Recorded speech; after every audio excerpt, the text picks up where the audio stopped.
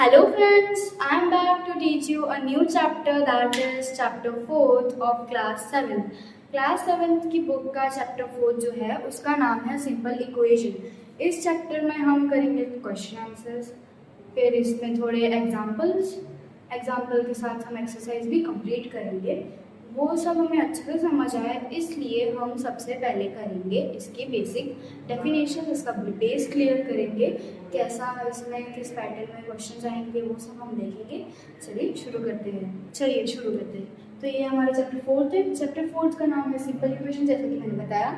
अब इधर देखिए, जो सिंपल इक्वेशन है वो एक पार्ट है लीनियर इक्वेशन का, इसलिए हमें लीनियर इक्वेशन की डेफिनेशन समझ आनी चाहिए। तो लीनियर इक्वेशन की डेफिनेशन दे रखी है, the power of variable is 1, so it is called linear equation. अब जब पावर 1 होती है, एक वेरिएबल की पावर 1 होती है, तो वो लीनियर इक्वेशन कहलाता है। The power of variable is 1, so it is called linear equation. ठीक है, पर ये वेरिएबल क्या होता है? यहाँ पे क्वेश्चन है व्हाट इज वेरिएबल।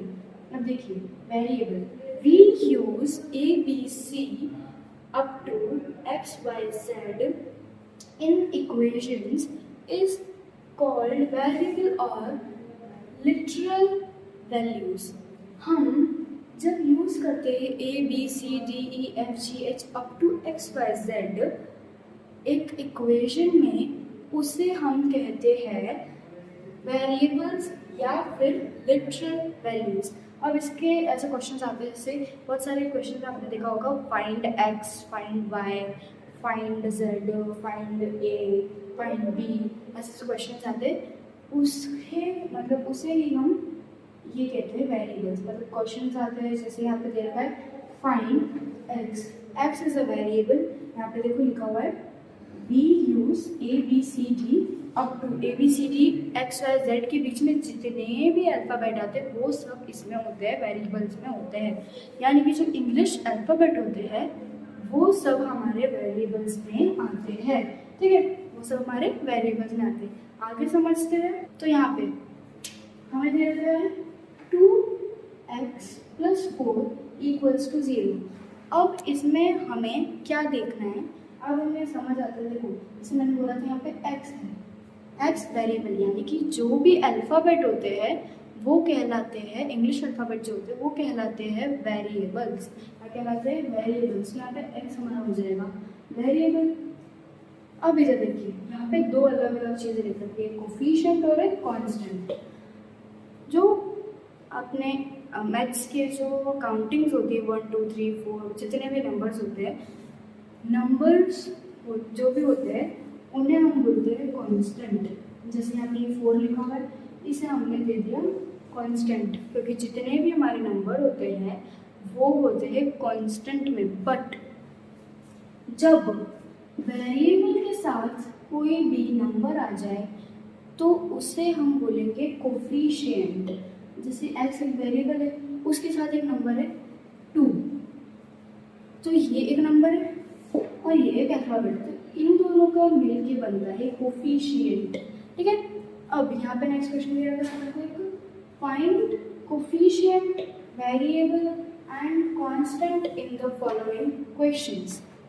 तो हमें इनमें से फाइंड करना है कि यहाँ पे कौन सा वेरिएबल है, कौन सा कोफिशिएंट है और कौन सा कांस्टेंट है। ठीक है, यहाँ पे हम देखते हैं, हमें दे रखा है क्वेश्चन 4z + 5 = 30, 4z + 5 = 36।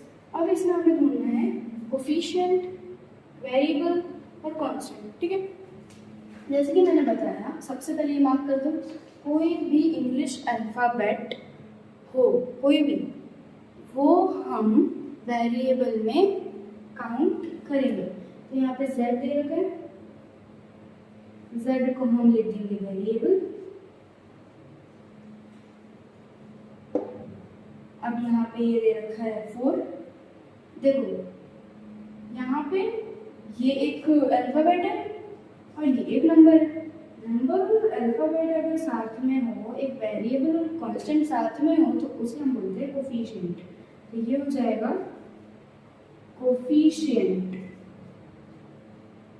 और ये 5, ये 5 हमारा हो जाएगा कांस्टेंट।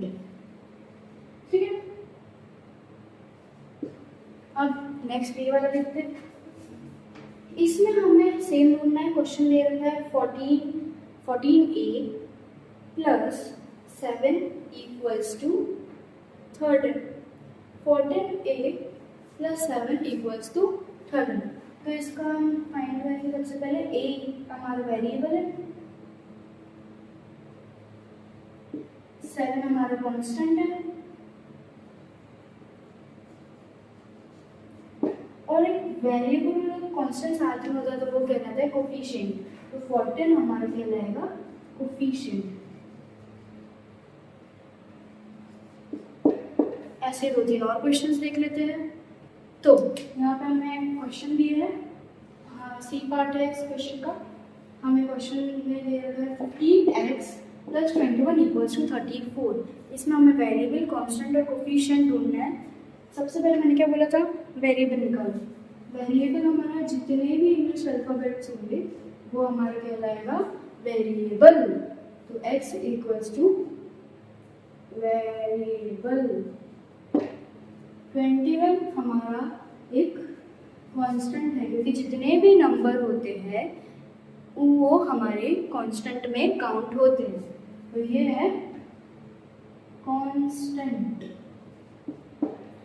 और जब वेरिएबल और कांस्टेंट साथ में हो तो उसे हम बोलेंगे कोफिशिएंट। ठीक है, वेरिएबल और अगर कांस्टेंट साथ में हो तो वो हो जाएगा कोफिशिएंट। ऐसा ही हमें डी पार्ट में दे रखा है 17z plus 14 equals to 24। 17z plus 14 equals to 24। इसमें हमारा वेरिएबल है z,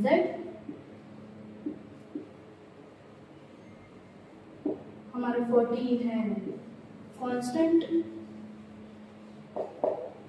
और हमारा 17 होगा कोफिशिएंट। क्योंकि अगर हमारा वेरिएबल और कांस्टेंट साथ में हो तो वो कहलाता है कोफिशिएंट। ऐसे ही हम ये वाला क्वेश्चन देख लेते हैं। y equals to variable, 60 equals to constant, और 90 इक्वल्स टू कोफिशिएंट।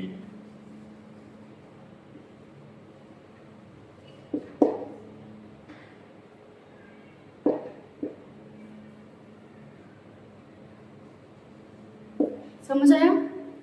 अब ऐसे ही हम कुछ एक्सरसाइज स्टार्ट करते हैं। यहाँ देखो क्वेश्चन 1 हमें दे रखा है एक्सरसाइज 4.1 का।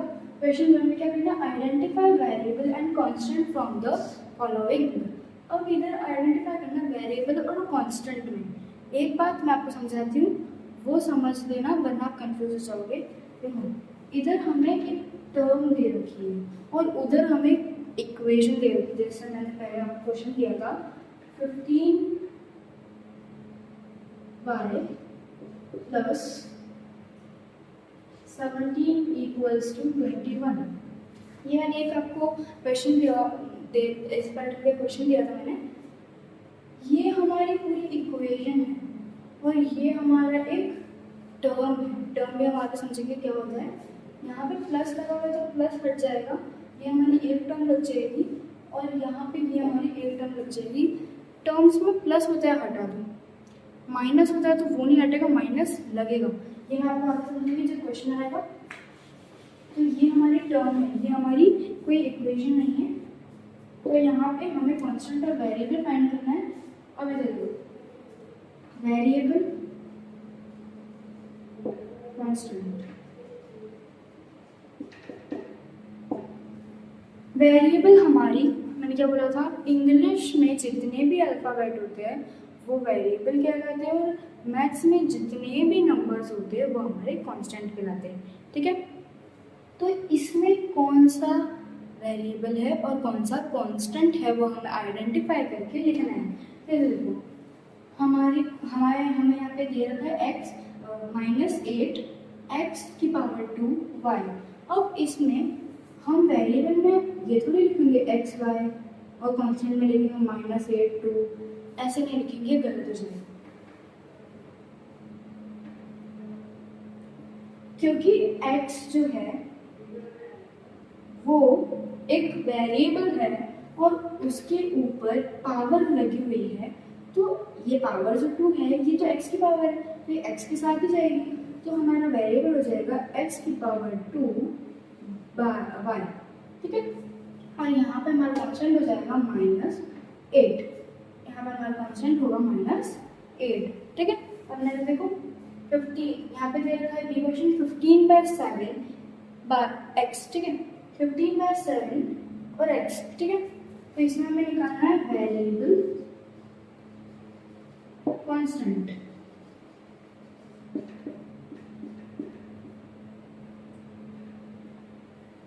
इसमें वेरिएबल क्या है हमारा x, क्योंकि जितने भी इंग्लिश अल्फाबेट्स होते हैं वो कहलाते हैं हमारे वेरिएबल्स, और यहाँ पे जितने भी कांस्टेंट होते हैं वो होते हैं हमारे मैथ्स के नंबर्स। तो 15/7 हो जाएगा हमारा कांस्टेंट, ठीक है। अब यहाँ पे सी वाला क्वेश्चन दे रखा है 15/9 a की पावर 2 b, ठीक है। तो इधर हमारा वेरिएबल हो जाएगा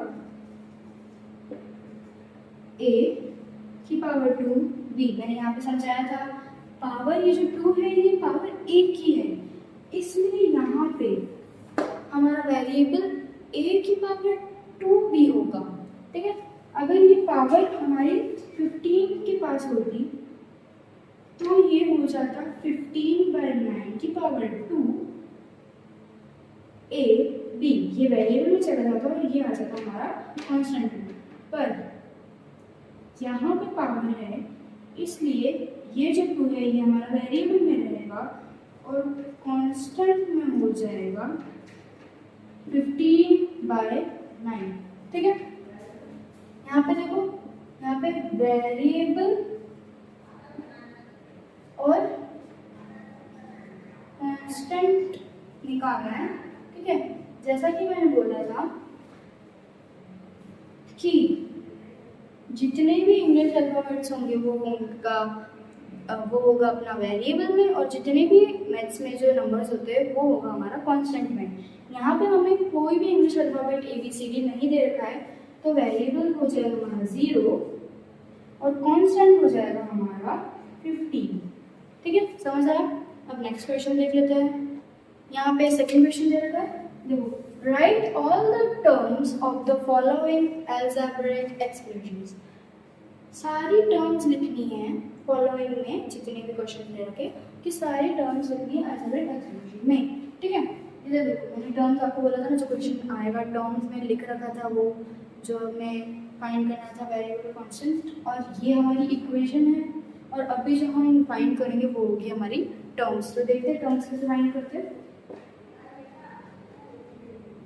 टर्म्स निकालने के लिए हमें जैसे यहाँ पे समझो 13x प्लस 31y माइनस 13 दे रहे हैं, ठीक है। ये हमें क्वेश्चन दे रखा है, इसमें जैसे यहाँ पे प्लस है तो प्लस हट जाएगा और कॉमन लग जाएगा। यहाँ पे माइनस है तो माइनस नहीं हटेगा, प्लस होगा तो प्लस हटा देना, लेकिन माइनस मत हटाना। माइनस को थोड़ा सा शिफ्ट करके यहाँ पे कॉमन लगा देना, ये हमारी टर्म्स हो जाएगी। अब यहाँ पे लिखते हैं हम टर्म्स 13x, 31y,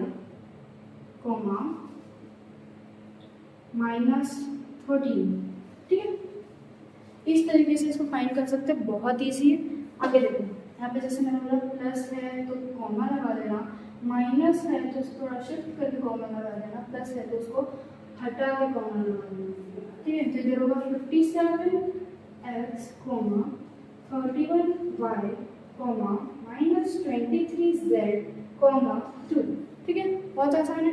अब नेक्स्ट क्वेश्चन देखिए, सी 127y -128z, माइनस है शिफ्ट करके कॉमा लगा दे, 127y, -128z, बस इतना इजी है। माइनस मत हटाना, प्लस हटा देना।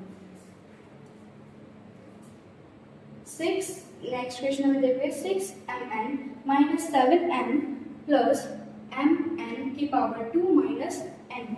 इस क्वेश्चन को करेंगे, माइनस है तो शिफ्ट करके कॉमा लगा दो, प्लस है तो हटा करके कॉमा लगा दो, माइनस को शिफ्ट करके कॉमा लगा दो। बहुत आसान करके फिर इधर लिखेंगे टर्म्स, सब में टर्म्स लिखना।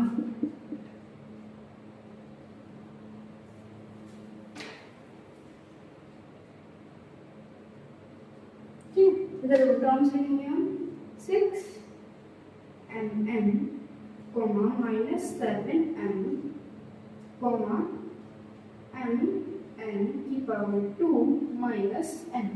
बहुत ईजी, माइनस मत हटाना, प्लस हटा देना, ऐसे हमारी टर्म्स निकल जाएगी। फर्स्ट टर्म हमारी ये है, सेकेंड टर्म हमारी ये है और थर्ड टर्म हमारी ये है। तो इसमें टोटल हमारी टर्म है 3। फर्स्ट टर्म हमारी ये है, सेकेंड टर्म हमारी ये है, इसमें टोटल टर्म है 2। इसमें फर्स्ट हमारी टर्म ये है, सेकेंड टर्म ये है, थर्ड टर्म ये है, फोर्थ टर्म ये है। इसमें टोटल है 4। इसमें फर्स्ट ये है, सेकेंड ये है, थर्ड ये है और फोर्थ ये है। तो इसमें भी टोटल हमारी टर्म है 4। ठीक है, बहुत आसान है। चलो नेक्स्ट क्वेश्चन देखिए, सॉल्व करना है और हमारे आंसर को चेक करना है। तो यहाँ पे हमें एक फर्स्ट क्वेश्चन दे रखा है 4x equals to 24, 4x equals to 24।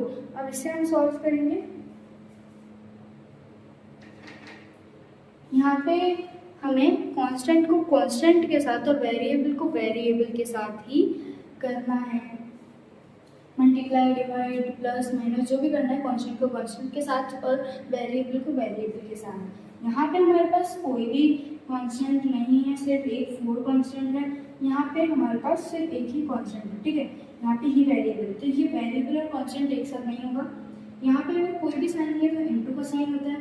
ठीक है, तो यहाँ पे जो इनटू है वो इधर जाएगा, क्योंकि इक्वल टू के जब उस साइड पे चेंज कर अपना साइड चेंज करते हैं तो उस साइड उस जगह पे हमारा जो साइन होता है वो चेंज हो जाता है। यहाँ पे इनटू था तो इधर जाके वो डिवाइड हो जाएगा, तो 24/4 आ जाएगा। और उसको काटो या फिर डिवाइड करो, मैं यहाँ पे काट रही हूँ। 4 1 जा 4, 4 6 जा 24। तो x का आंसर x की वैल्यू होगी 6। ठीक है, x की वैल्यू हमारी 6 आ गई। और यहाँ पे करेंगे चेक का आंसर बहुत, चेक को सॉल्व करना बहुत सिंपल है। x की जो हमारी वैल्यू आएगी, इस x की जगह क्वेश्चन में x की जगह पुट कर देना।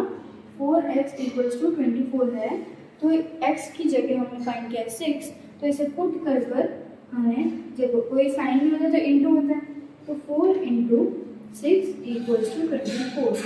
4 6 जा 24 equals to 24। LHS equals to RHS। ये हमारा आंसर आ गया। नेक्स्ट क्वेश्चन देखते हैं। यहाँ पे हमें बी पार्ट दिया गया 4x माइनस 7 इक्वल्स टू 13। इसको हम सॉल्व करेंगे। 4x minus 7 equals to 13। अब वेरिएबल को वेरिएबल के साथ और कांस्टेंट को कांस्टेंट के साथ। यहाँ पे हमारे पास ये जो था ये हमारा एक वेरिएबल था, लेकिन यहाँ पे और कुछ भी नहीं था, इसलिए हमने 4 को इधर शिफ्ट कर दिया क्वेश्चन सॉल्व करने के लिए। यहाँ पे हमारे पास है 4x माइनस 7 इक्वल्स टू 13। ये हमारा कांस्टेंट, ये हमारा वेरिएबल और ये हमारा कांस्टेंट। तो 7 को हम इधर ले जाएंगे तो होगा 4x माइनस 7 इक्वल्स टू 13। अब देखो यहाँ पे 4x है, 4x ही इक्वल्स, यहाँ पे माइनस का साइन था तो हो जाएगा प्लस का, तो इधर जाके होगा वो प्लस 7। तो 13 में अगर हम 7 प्लस करें तो क्या आता है 20। तो 4x इक्वल्स टू 20। अब यहाँ पे 4 को इधर ले जाएंगे, x इक्वल्स टू 20/4, क्योंकि यहाँ पे जो था वो x मतलब इनटू में था, यहाँ पे मल्टीप्लाई में था और उधर जाके वो डिवाइड में हो गया। तो x equals to 4 4 5 20। x equals to 5। x की वैल्यू हमारी आ गई 5। यहाँ पे हम चेक करेंगे।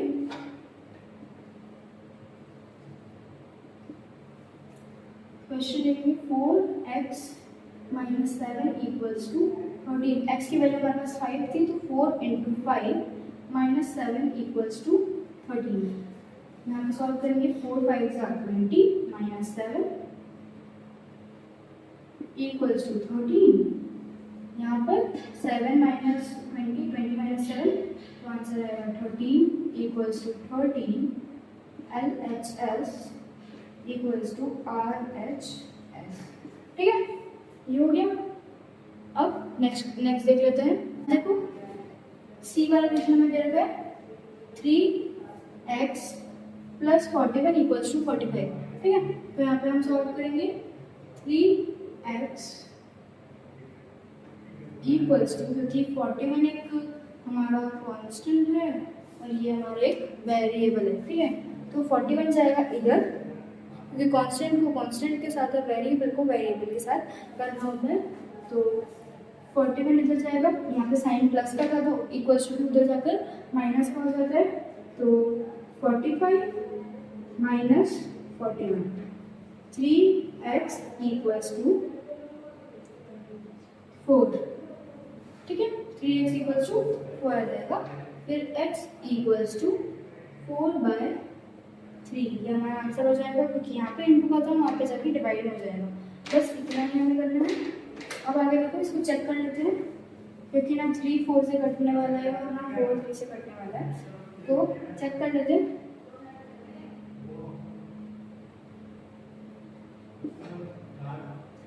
Three X equals to 45, 3x plus 41 equals to 45। ठीक है, हमें यहाँ पे x की वैल्यू मिल गई 4/3, यहाँ पे 3 इंटू 4/3 प्लस 41 इक्वल्स टू 45। ठीक है, तो यहाँ पे हम इंटू करेंगे, 3 से 3 कट जाएगा, 3 1 जा 4 प्लस 41 इक्वल्स टू 45, प्लस करेंगे 45 equals to 45, LHS equals to RHS। Answer आ गया। यहाँ पे डी क्वेश्चन में दे रखा है 21a plus 28 equals to 31। Question solve करेंगे, 21a प्लस 28 इक्वल्स टू 31। यहाँ पे वेरिएबल के साथ और कांस्टेंट के साथ, ये कांस्टेंट है, ये कांस्टेंट है। 21a इक्वल्स टू 3, 31 माइनस 28, ये साइन इधर जाके चेंज हो जाएगा। तो 21a इक्वल्स टू 3, इन दोनों को माइनस करके आंसर आता है 3। यहाँ पे a इक्वल्स टू 3/21, 3 1 जा 3, 3 7 जा 21। आप चाहो तो काट भी सकते हो और आप चाहो तो डिवाइड भी कर सकते हो। तो हमारा ए आंसर जाएगा, ए इक्वल्स टू 1/7। चेक करेंगे, तो 21 इंटू 1/7 प्लस 28 इक्वल्स टू 31। 7 3 जा 21, 7 1 जा, तो 3 इंटू 1 3 प्लस 28 इक्वल्स टू 31। इनको प्लस करके आंसर आएगा 31 equals to 31, LHS equals to RHS। ये जो हम मेथड यूज़ कर रहे हैं, इस मेथड का नाम होता है ट्रांसपोजिशन मेथड। यही एग्जाम में आता है और यही मेन होता है। आज के लिए इतना ही, आगे का हम अगले वीडियो में कंटिन्यू करेंगे। थैंक यू, तब तक के लिए बाय बाय।